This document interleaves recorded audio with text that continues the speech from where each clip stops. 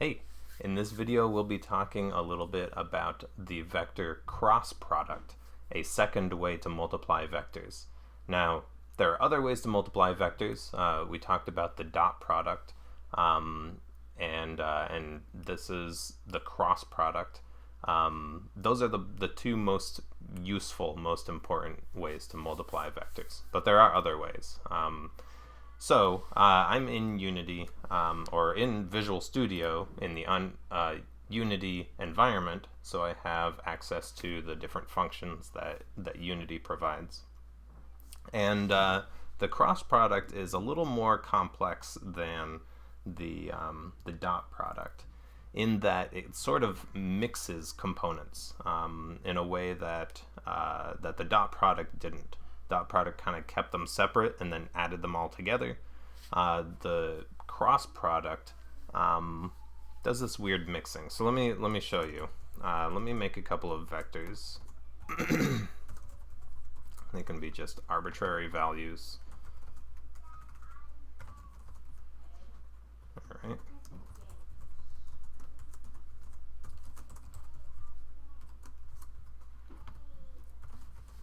Okay, those are great numbers. All right, so let's do the cross product. The cross product results in a third vector.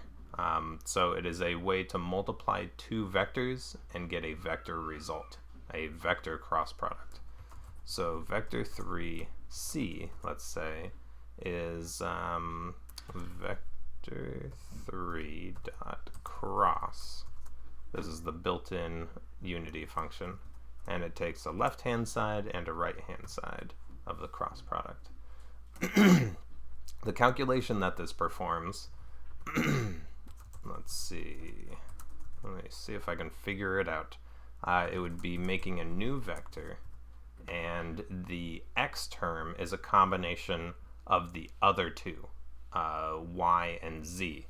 So it would be a dot, y times b dot z minus a dot z times b dot y.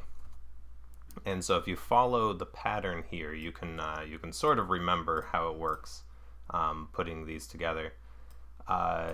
This is the x component that we're providing for.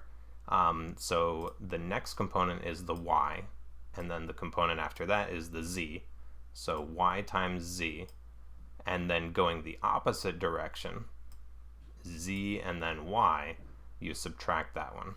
So a dot y times b dot z minus a dot z times b dot y. Doing it for the y coordinate means I want to start with z. So a dot z times b dot x, and then going in the opposite order, a dot x times b dot z. And then for the z component, I want to start with x. I'm wrapping around a dot x times b dot y minus, going the other direction, a dot y times b dot x, right? Okay, that looks pretty good. So this is the calculation if you were doing it by hand, and it is a bit of work to write out all those numbers, but it is worth it. It is worth trying this out and getting a feel for it. So there's an alternate calculation, just like with the dot product, that uses trigonometry. This would be vector c, okay. Something like, if I wrote it in math terms, the magnitude of a times the magnitude of b times the sine of the angle between them times the normal vector. So this is sort of information that you can get out of this calculation. You'll see in the component-wise calculation, there's nothing to do with a normal vector at all, or an angle between them. So this is additional information that we could solve for, something that we could calculate. And in fact, if you're working with unit vectors, the cross product gives us a normal vector, a vector that is normal or perpendicular to both of the input vectors.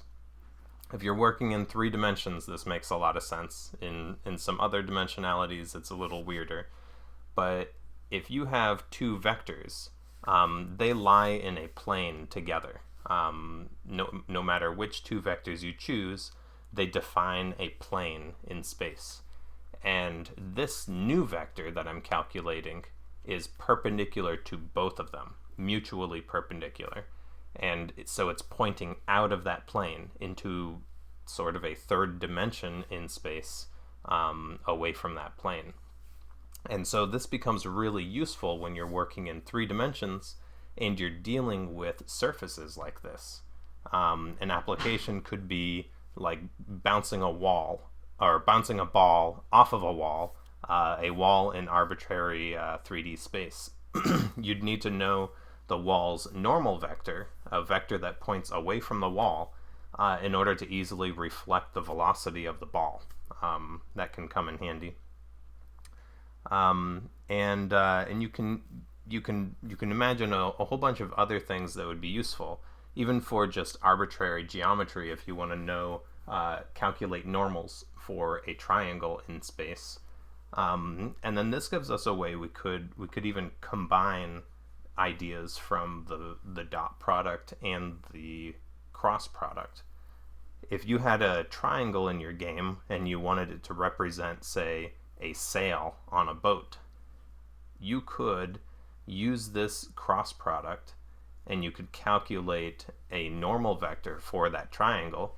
You just take the difference, make separation vectors between the 3 points on the triangle, and cross 2 of those vectors, and you get your normal vector. And then you can use the dot product if you, say, had a wind force vector. The wind is coming in some direction, and you want to know how aligned your sail is with the wind. And you can tell how much force the wind is going to exert on your sail. Pretty awesome stuff. This is how it's done. Another big place that these both pop up is in lighting calculations, especially in shaders.